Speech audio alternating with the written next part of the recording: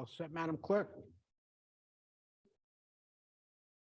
Good to go. Okay, welcome everyone to the special meeting of the Cumberland Town Council for April 26, 2023. We're going to call the meeting to order at 6:04. For the record, we have 6 council members present with Councilor Bradley absent. The next item on the agenda is the Pledge of Allegiance. Please rise. I pledge allegiance to the flag of the United States of America and to the republic for which it stands, one nation, under God, indivisible, with liberty and justice for all.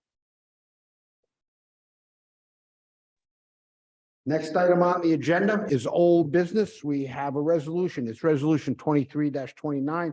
It's a resolution adopting an unsynchronized tax levy for portions of fiscal year 2023 and fiscal year 2024. Mayor Mata. Thank you, Mr. President, members of the council.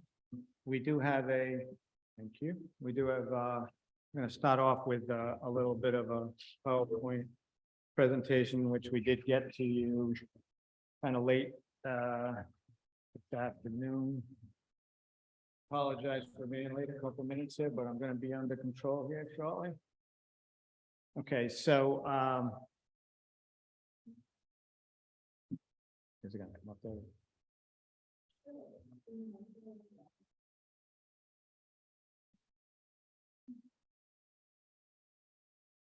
I mean, effectively, we follow, I think we gave you some printed, here we go. I don't know, maybe we don't. Some of it is to go down memory lane a little bit and to try to, remind us of the plan that we had and where we are.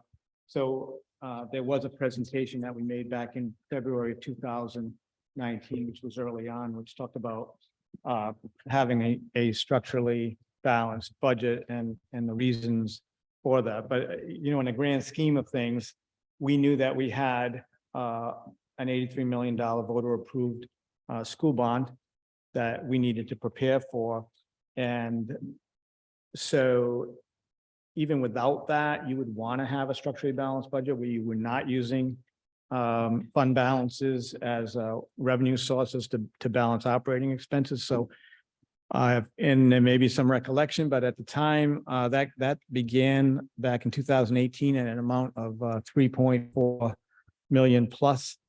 Just a note on that, that was a time when the council was acquiring the Pascal highway complex, if you will. So that was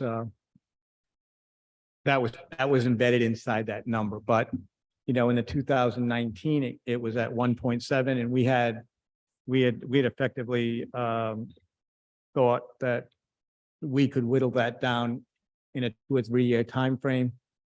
COVID hit, a lot of uncertainty, but we took half of it off in 2020, and then incrementally a little bit in 21 and 22. And so in front of you tonight, though, for the levy, that there's a budget amendment that was presented at the last council meeting. It's going to have to go through advertising, proper advertising and stuff, but that budget amendment has that appropriation from the general fund surplus at 0. So that's an important point to know. That was a goal, and to keep that in mind, which is the next slide, why is that important?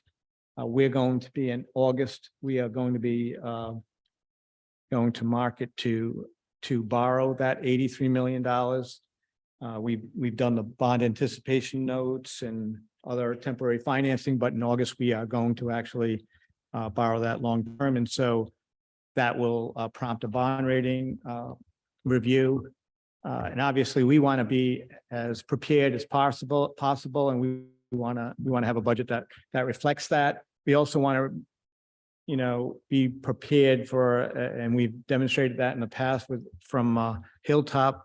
Our financial consultants that the debt service costs are associated with that are going to put a strain on the budget.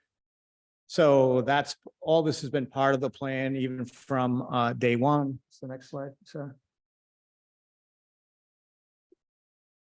So, and part of that plan was that we established these fund balances, and these are there kind of buffer unexpected expenses. Also, the big pot there is the revenue stabilization. I'm going to talk a little bit more about that as when we get to the levy sheet, and then the debt service fund, which we know that the projected debt service is going to go up by over $1.1 million in next year. So, we're prepping for that. The revaluation fund, we know this year was revaluation. We don't want to have that one. We did not, prepare for that as a big one-time expense. So we, with your help, have created that fund that we will incrementally have in the budget, so that when the next reval funds, it won't reval comes, it will not have any budgetary impact. And then the rest of them, the accountability, accessibility was, a new something that we have not done enough of. So that was added at, it's kind of seed money to start that process. And open space was to accommodate the purchase from the land trust. So, but basically the fund balance is there to show that if, the collection rate doesn't come in, we've prepared for that. We have the rainy day fund, which would be the unassigned fund balance. And then we have the other funds that are there just for those particular purposes. In a perfect world, you'd have a structurally balanced budget. And then as you pay some of these, or as you expend some of these dollars on those funds, which you also have the capital projects fund, that you would then budget to replenish them, because once they're gone, they're gone forever. So that's one. So when we get into the levy, the 5-year collection rate, which is on your worksheet, this is where I always say this is where some of the art comes in, and as opposed to some of the science, but you can see that has grown. We constantly try to surmise why that may, why that may have happened. We feel that with the motor vehicle exemption growing, the dollar amount growing, a lot of people just paid that bill in the first quarter, which may have we believe led to some of that increase in the percentage rate. And it peaked in 2021, which may be why that rate jumped nearly 3%. And then last year, remember, was the first year without motor vehicle. We don't know if 49.95 is the new normal. So that is the reason why we're at 49.5. I think on your levy sheet, on the most recent one, it's 49.46. That really becomes just a mathematical equation to arrive at the levy total. But so we're hedging our bets a little bit on that, little less than half a percentage point. So yeah, there's the why, motor vehicle phase out, the fluctuation the last two to 3 years, and then there's just the uncertainty. And so if you hit the 49.5, then that's why we have the little arrow in the stabilization fund. Though we've removed the general fund, the appropriation from the general fund surplus, we've left the revenue stabilization fund because of what I just said. There is this uncertainty. If you hit 49.5 and everything else holds true, you will use $700,000 of that stabilization fund, in which there's 2.3 million in. We need to know where the bottom is. So, and I know there's talk about the state phasing out the tangible, but at least at the end of this collection period, we should know if it comes in at 49.95 or right around there. We have a really good indication that that's pretty much the number, unless there's some unforeseen economic situation. So it's there because of that. You have a question? Yeah. Mr. President? Oh, Just I'm a sorry, Ms. question. Polio.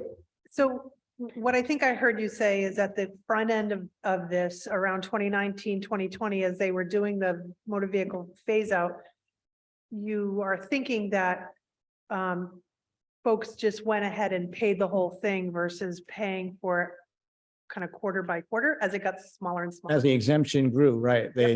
So you basically had this $100 bill and you just paid it. And so all that revenue went into the first quarter. Makes sense. But, you know, we surmise that that had something to do with the 4909 to the 50, nearly 52. You know, it's been an interesting little ride, right, through COVID. And then there was this issue with the, with the mortgage companies and taking advantage of the 2%. And so, I mean, we think that had something to do with it. And, but honestly, no one could really say for sure. So that's why there's a slight half a point, 0.45, 0.48 hedge on the 49.5. Did you dig in deeper to identify kind of year to year, what percentage of people just paid their motor vehicle tax compared historically? Or, Yep. yeah, Yeah, finance has gone through that. You have to remember last year, we petitioned the governor because we're unsynchronized. And so there was that, and we had that gaping hole and they funded us, but there's still some residual motor vehicle. Right. So that, you're still trying to actually get a real handle on it. But that's why there's just that little room there, 49.5. You got to remember, we're very, very dependent on that first quarter collection to balance this current year's budget. If that came in less than that, it's not like you've lost that revenue, but the audit for next year on June 30th is going to show a dramatic, swing. You would show a big loss in 23, but all that money would be in the receivable for 24. And so effectively you would make the correction in the next year's levy percentage wise, and then you'd show a big surplus. So it should even itself out. Obviously we're not, we think that if you look at the last 3 or 4 years, it's been right around 49%. So I think it's going to be close, but So 2 questions on the motor vehicle. Are we exactly like other communities now? Often we're in arrears, we're unsynchronized, but as it relates to motor vehicles, we're all the same now. I think East Providence is the last one lagging behind, but we're like everyone else right now. And what percentage of the budget, the collection is motor vehicle? This year's 0. Historic?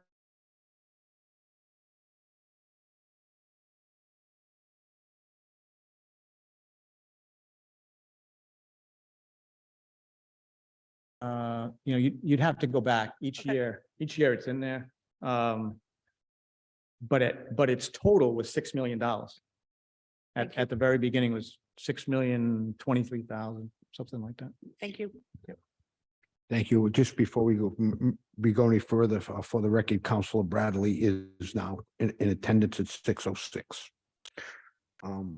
May I continue? Yep. So this one, the other slide there is to show last year, and I think this is important. The budget that was passed last year, had a 3.17 levy increase. So forget it, if there was no reval and everyone's property values were exactly the same, then the rate was a 2.935.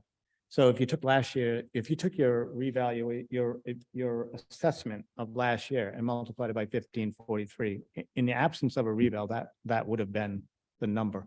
So I only put this out there because the levy was 3.17, and then the next slide, Sarah. So with the latest, this one is a little, you can see it a little bit better, but this one,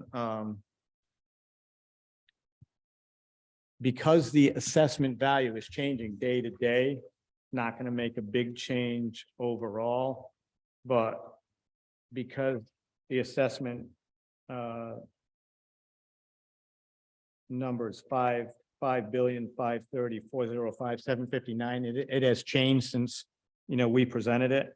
But keeping the collection percentage the same, it arrives at 11 1162, and it's a 3.27. So, and if you did the math, you're to get to a 3.17, the rate might be a penny difference, 1 cent or 2 cent difference. So it's that close. So, so last year's budget, however you look at it, was a 3.17. The balloon stays the same. It's, it's just that it gets appropriated differently, right? It's the same, it's pretty much the same increase.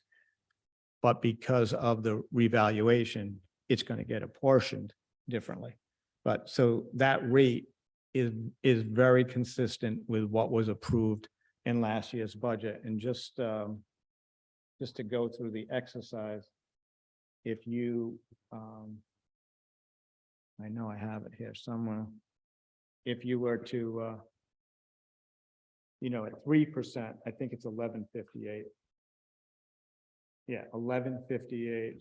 If you were at a 2.98% levy, the rate would be 1158, which is 4 cents difference. So I'm only showing that because it effectively matches up to what was passed in last year's budget.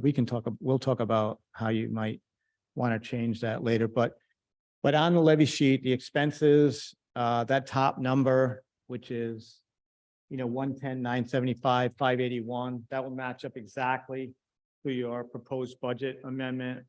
I have always maintained, since I have been around here since 1997, that number should match. So it does match in your proposed budget amendment, and the revenues less the tax bill, that matches exactly to that budget amendment as well. So even though you're not voting on that tonight, it is my feeling that the integrity of the process, you need to make sure, and we will make sure, that whatever gets passed by that budget amendment ultimately arrives at the difference between the projected expenses and projected revenues, and amounts to that 35,021,330, which is what drives the rate. So then the other thing, the latest assessment data is in there, is in your packet, and is included in that revenue. And then the last thing is the school achievement grant, which we've had some discussions with, which was not part of the maintenance of effort. There's been discussions internally about that, but I have had discussions with the school department, and so included in this levy projection and in the rate is funding that, but not funding it to that source, but funding it to the debt service fund, which will help ease the burden for next year. So you would need to approve that, and would need to be part of the budget amendment. It currently is not part of the budget amendment, but I want you to know that embedded in those numbers is funding that, but not to that particular purpose. So if you decided you did not want it to go to that particular place, or you didn't want it to go at all, you could lower those projected expenses by that amount. And it would make, it would make a difference but it is embedded in that, so that we fund it. But then when it gets to expense, it's going to get pushed to the debt service fund, which would increase that from $1 million to $1,253,000. Yeah, I'm just gonna ask one bit. Mayor, without getting off topic on that, are we gonna schedule that second meeting with them so we can prevent our We're siding? going to schedule that meeting, and I spoke to the superintendent on the way down here tonight, and that has been discussed with the school committee, and the school committee is on board on that. But we are gonna comply with the intent was to have those meetings. Yeah. We're gonna schedule those meetings. And so that we do what we said we were gonna do, and then it'll be up That's what to, we asked. it'll be up to you seven people to decide how you want that to go. Thank you. Mr. Mativia. Thank you. So if we look at last year's, the levy increase was 3.17, and the residential rate was 2.925. So for the residents, the tax increase was at 2.925%. Is that correct? That's correct. That's correct. Yes? Yes, So for this year's, the levy is 3.27, and it says residential rate is negative 20%. that's correct. The rate went down. The values went so high, the rate has to come down.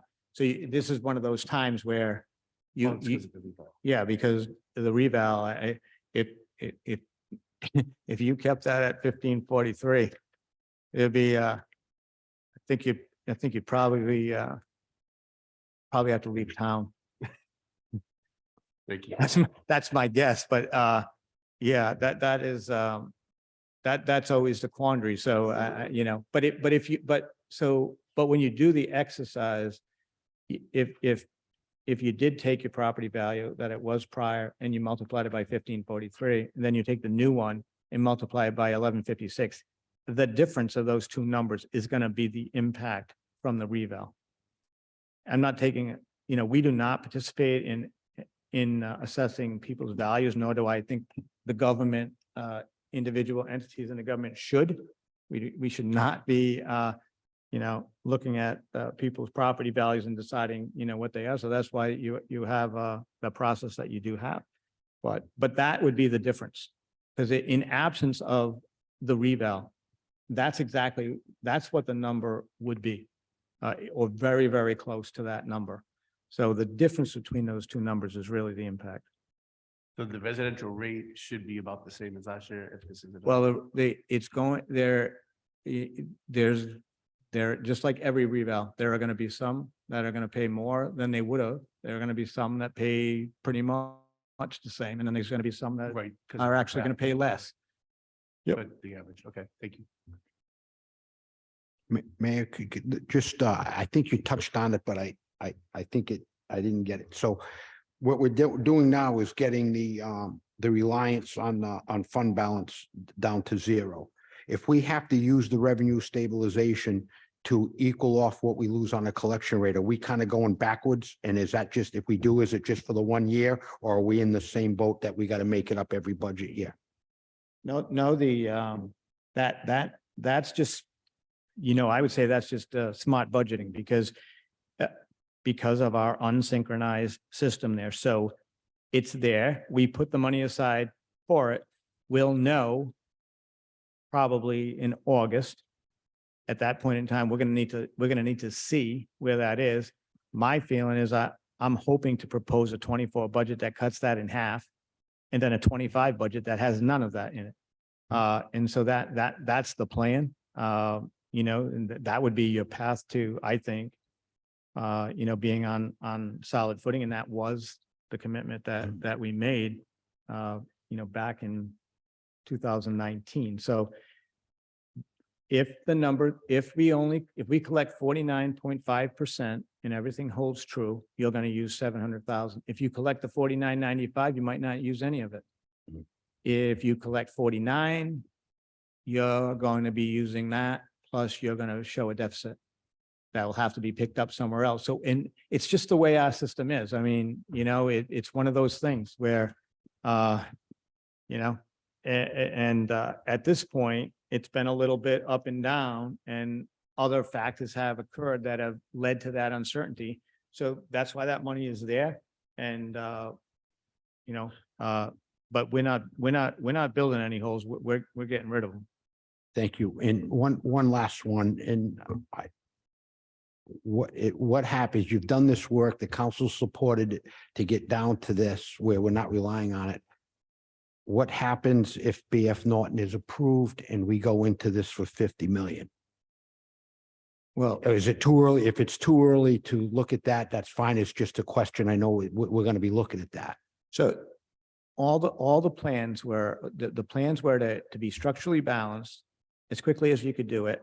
And then you had to be able to withstand the debt service that was associated with the 83 million. Yeah. And so all that was planned for FY25, FY26. Smooth it all out. And by FY26, debt service is going down. You've got a structurally balanced budget. You're in good shape. If you were to add $50 million to the debt service, obviously that's going to impact that wiggle room, or that room that would have been there in FY26. Now, you would never want to take a reduction in a line item like debt service and fill it with an operating expense. I mean, you could do it, but the problem, it's, that wouldn't be the best idea either. But the whole plan was to be structurally balanced, withstand that payment.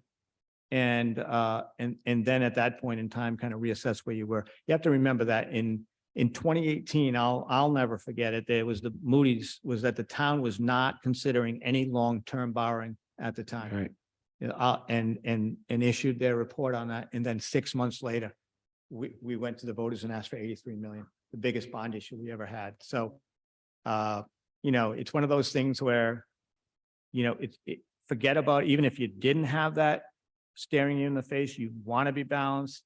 And the reality is we haven't had to use any anyway, but when we go out for that borrowing, if we can show that we've planned accordingly, that we've structurally balanced the budget, they're going to look favorably upon that. I know interest rates are higher than they used to be, but that's going to put us in the best position to succeed. That's what we're shooting for. And then at that point in time, we will have Hilltop and who is our financial advisor come in and explain, what a borrowing of that magnitude would entail. And, there'll be a decision made. Mayor, thank you so much. Anyone else for the mayor on this particular issue? Council Schmidt. I'm sorry, you might have already answered this, but originally you had a collection rate of 49.46 and now you're proposing 49.5. No, it's rounded off. It actually is 49 point. It becomes a mathematical, to make those numbers match. It's not, when you do your spreadsheets, you have to take them out. I believe, I don't know if I could pull it up, but the actual number might be 49.467043, just keep going. But it's effectively a 49.5. But originally it was 49. It was 49.5. Right. It's now 49.46. Why the change? I know it's a 6-cent increase on the rate, but Well, it isn't because of that, though. It's because of the assessed valuation number, which is now 55304057559. And I believe, and it was higher previously. It was 5554. So that's what's driving the number, not really the collection rate. Okay. The assessed valuation that was projected is What- less. when do we certify the tax roll? So, yeah, so the plan is, because we generally get the bills out first week of May, it's probably going to be early second week because we want to maintain some consistency there. But he's going to certify that, the tax assessor is going to, as they go through the process, daily update, and then there will be a time when the bills get sent out. And then if there are abatements after, they will do it after. But we do not want to wait for the whole process to conclude and then send the bills out, because we don't want to be like in the third week of May. Do you know how the abatement requests are going? Are they average, higher, normal? The number that he showed me yesterday, I think after those hearings, it was the total changed like $8,000. Okay. So it's not really gonna, I shouldn't say. Currently, the way it is going, it is not making a big impact. Gotcha. Thank you. Thanks. Thank you, Council. This person, just a quick question. So I got the letter today from Vision to check the boxes. You have 10 days. So does our soft sort of like, we're good with these numbers, have anything to do with that 10-day response time? Just so that someone can go through it real quick and be like, okay, we're good with the $8,000 average type of thing, or based on corrections that people are making. Does that have anything to do with like that soft date before the first bill goes out? No. Okay, Matter of fact, I got that same letter today. Was kind of unaware that letter was going out, but it is not going to, no, it's not going to impact those numbers. And if there's no change, if they ask you to sign it and return it, of course, they don't have a self-addressed stamp envelope to do it, but if there's no change, why would you still need to sign it and return it? I am going to tell you that I need to get you an answer for that because like that, I opened it up and wondered the same thing. So I mean, yeah. I mean, don't know. It's the act of the person. If they want to have it adjusted in any way, they'll do everything and anything they're in powers to do it. And then they provide all the information. I just thought it was weird that they still asked you to sign it and return it for a no change thing. And I was just curious. So. Well, if you don't- Yeah, that is something I'm going to need to, because I was caught completely unaware Yeah. on that as well. Great, Okay. thanks. So, Mr. President, if I could just follow up. So Of course. I've already got my assessed value. Okay, but I didn't get that letter. Right. No, I haven't. Might get it today. I got mine today too. But presumably that would affect the assessed value if you had. But have you gotten your assessed value? I got that. A week ago. I got that like a couple weeks ago, yeah. Okay, so same time, Yeah, I wasn't worried about what my assessed value was. I was just really curious on why the 10-day thing, the schedule, and then why still ask for it to be signed, scanned, emailed, or mailed in, signed if you weren't contesting it anyways, right? based on how they have you down for like finished basement build, all the basic schematics of your home that they're assessing your value on. I don't recall if I've ever gotten that in the past. I mean, they gave me 3 bedrooms, 1.5 bath, Yeah. 65% finished basement, like it's all listed. Not nothing specific, but just the general Yeah. stuff. And then if you cross it out, initial it, mail it in type of thing. But if I'm not going to do that, why ask for it to be mailed back? Good question. I mean, That was, presumably it's because you would disagree with the evaluation. Say they had you down as 4 bathrooms correct. and you've only got 2, so you'd cross that out. Right. But if you used to have 2 and now you've got 4, it's unlikely that you would say, send me more. Sure. It's just a weird thing. I don't quite get the intent either. Right. And that was just a simple question I wanted to follow up with. Thanks. Yeah, I think we'll get we'll get everyone an answer and we'll post it on social media and the webpage as well. So I apologize for really, I have no idea what that's about either. Any other questions on the mayor? For the mayor? No further discussion on this. I'll take on resolution 23-29. I'll take a motion to approve. So moved by Counselor Shaw. Do I have a second? Second by Counselor McGill. All in favor to approve, say aye. Any opposed? Hearing none, the resolution passes by a vote of 7-0. Next item on the agenda. It's old business. We have a ordinance 23-10. It's an ordinance setting certain tax exemptions on real and personal property. Councilors, before we go, could I get a motion to replace 23-10 with an amendment and it's for 23-10A? Motion by Counselor Shaw. Second by Counselor Nativian McGill. All in favor to approve the amendment, say aye. Any opposed? Okay, on resolution 23-10A, ordinance 23-10A. It's an ordinance again, setting tax exemptions for real and personal property. I'm opening the public hearing on this particular item at 6:38 PM.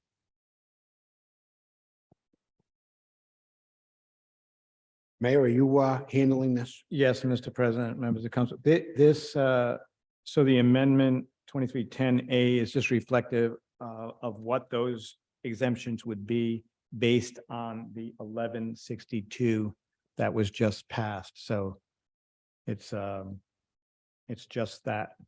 So the previous ones were at the 1158 or 1156, but they change. That's why they have to be done together. So these just reflect that difference. Counselor Schmidt, did you have anything to say on this? Oh, no. No, you're good. Anyone question for the mayor on this? Hearing none, I'll take a motion to approve ordinance 23-10A as amended. Motion by Counselor Bolio. It is seconded by Counselor Shaw, and we'll go to the roll call. Counselor Schmidt, Yes. Counselor Bolio. Counselor Mativia. Counselor Shaw. Counselor McGill. Counselor Bradley. The chair also votes yes. The ordinance is amended, passes by a vote of 7-0. Yes. Oh, I'm sorry, just did it at 6:39, and I'm sorry, was anybody in the public wanted to speak on this before we go? Anybody on Zoom joining us? No one would like to speak on 23-10A. Okay, thank you. I'm going to go to the next item. It's new business. We have a resolution. It's a resolution authorizing and empowering Jeffrey J. Mutter to enter an agreement with PAR Corporation for roof structure evaluation at Diamond Hill Park Amphitheater in an amount not to exceed $10,390. Mayor, are you gonna? Yep, thank you, Mr. President, members of the council. So 2334, they recently approved resolution 2323A, which had some on-call firms. We did discuss this issue with those firms.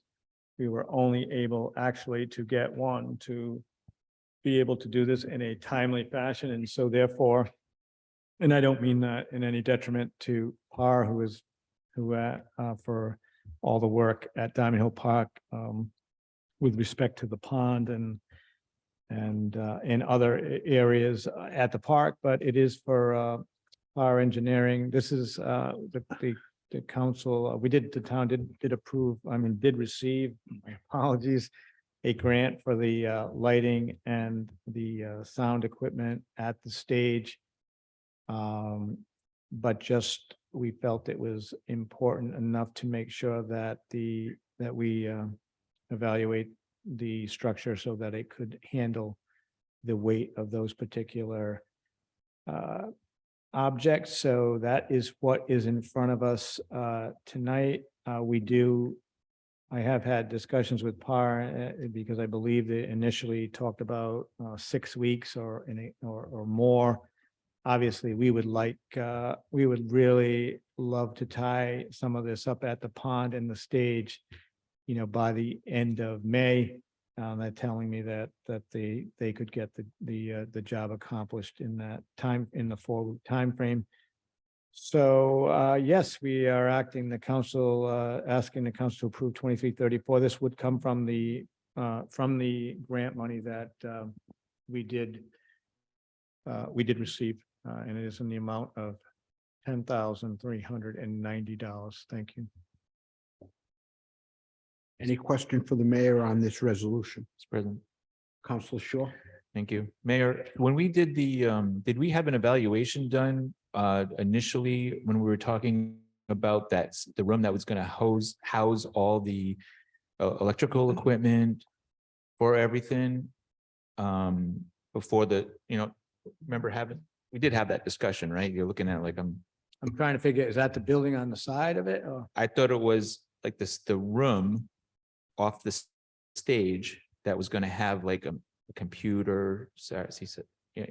Oh, well, no, so that in the back of the stage, there is some storage back there. Yeah. We're more worried about like hanging the actual speakers and lighting. No, I understand that. My question really was when we went into the project and we saw what we had to work with or whatever, we didn't have like evaluation, or was the scope of the lights and stuff not part of the initial plan and we didn't ask them to take a look at the building at the time? No, yeah, no, I thought about it. It's like, it seems like we probably should have done that at the beginning, right? The only evaluation we did was the ski lodge, because we had multiple attempts to whether or not we were going to, kind of retro that building or whatever. So we had, and there was a situation with the roof and, we a myriad of ideas that we were contemplating, but we never did not to my knowledge, we never did a structural assessment of the actual stage overhang the roof. Okay. Yeah. Thanks. Thank you. Any I other wish we had though.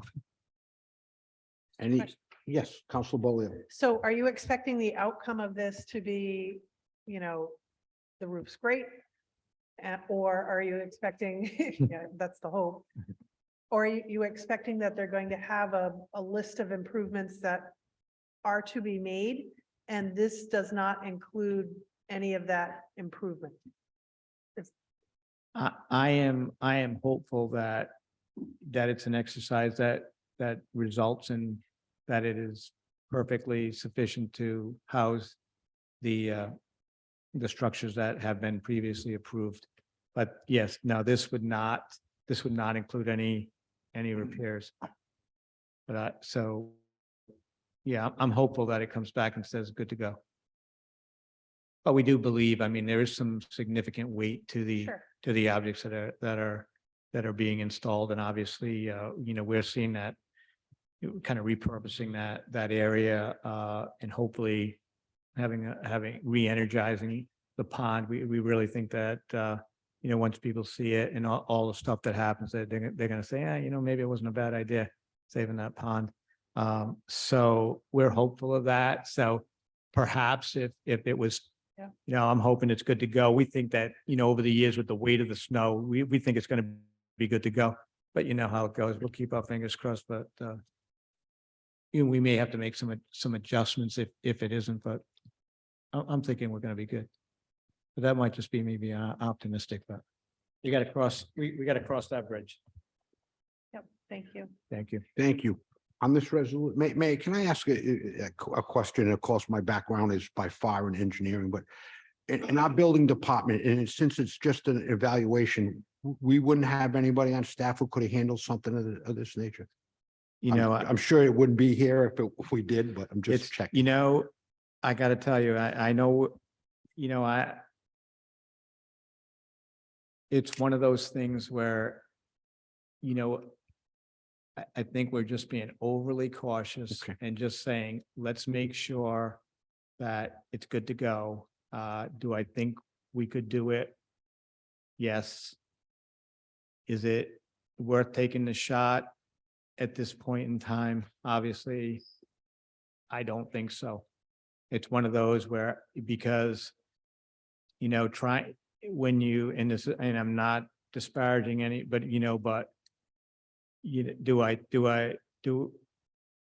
would I want to spend $10,390? No. Do I feel like that's what we have to do to make sure? Yes. That's probably the best I can, my anticipation that it wasn't going to cost, that amount. We could go another way. I just feel like I do see a different use for this stage, and there's, we're putting a lot of money and a lot of effort into it. And we just need to make sure so that, nothing happens. So Thank you, man. it's my long answer to that one.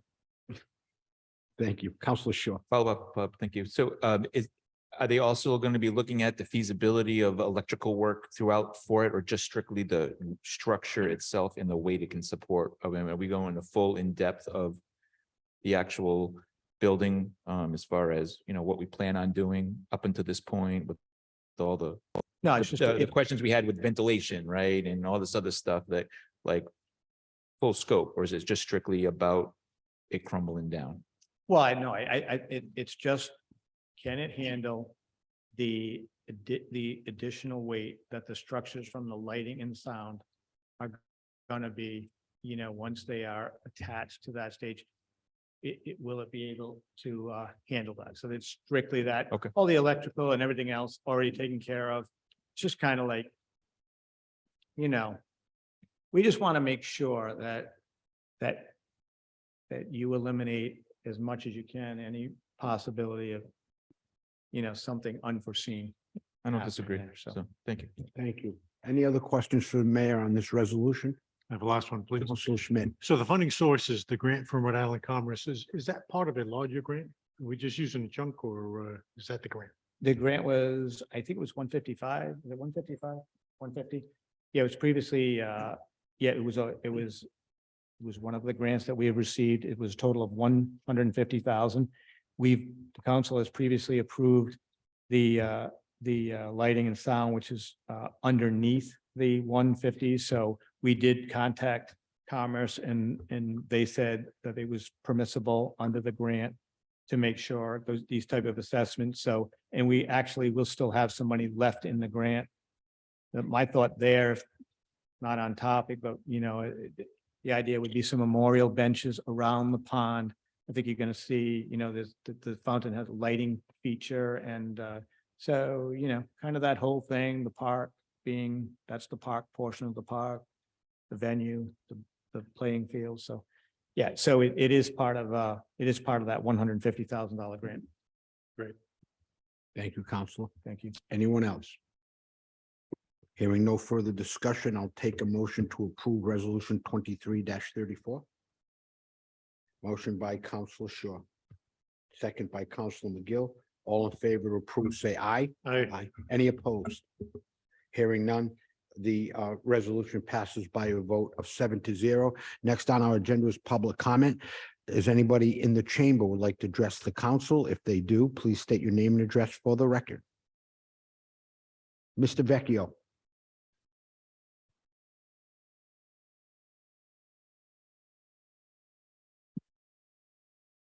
Welcome, Mr. Vecchio. Ted Vecchio, 584 Bound Road, Woonsocket, Rhode Island. Normally, I wait until way too late and send a mass email to the members of the town council to if you'd like tickets to our annual performance at Dance There, Rhode Island. It's June 4th, so I just like to a little bit earlier invite you if you're at all interested. I know the director, so I can get you some tickets. Okay. Thank you as always, Mr. Vecchio. You're paying. Yes, Rep. Mr. President, members of the town council, Jim, could you just state your name and address for the record, Jim? yes, James McLaughlin, 15 Garden Street, Cumberland. Thank you. Okay. Very interesting tonight. The last resolution you passed in reference to the park, structural integrity is important. It's when you have the state code, town code, basically when you have X amount of people in there, the integrity of that building is, especially the roof and the extra weight that's being burdened down there. But with that said, I just like also to thank a lot of people. Broad Street looks beautiful. New sidewalks coming along. It's, It's getting there. I'm saying, I want to thank Councilman Kent, Mayor Mota, who participated, former mayor. It's been a long haul, but when it's completed, it's going to look beautiful. With that said, the budget doesn't look too bad either. Hopefully we can maintain that 49.6, 49.5. We go 49 point, yeah. We go over that way, we got problems. Anyways, with that said, thank you. Thank you, Rep. All right, thank you very much. Anybody on Zoom would like to join us? Hearing no further discussion on anything, I'm going to go to the next item is adjournment. Do I have a motion to adjourn at 6:53? Motion by Councilor Short. Is there a second? Second by Councilor Nativia. All in favor to adjourn, say aye. Any opposed? We're adjourned 6:53 at 6:53. Perfect.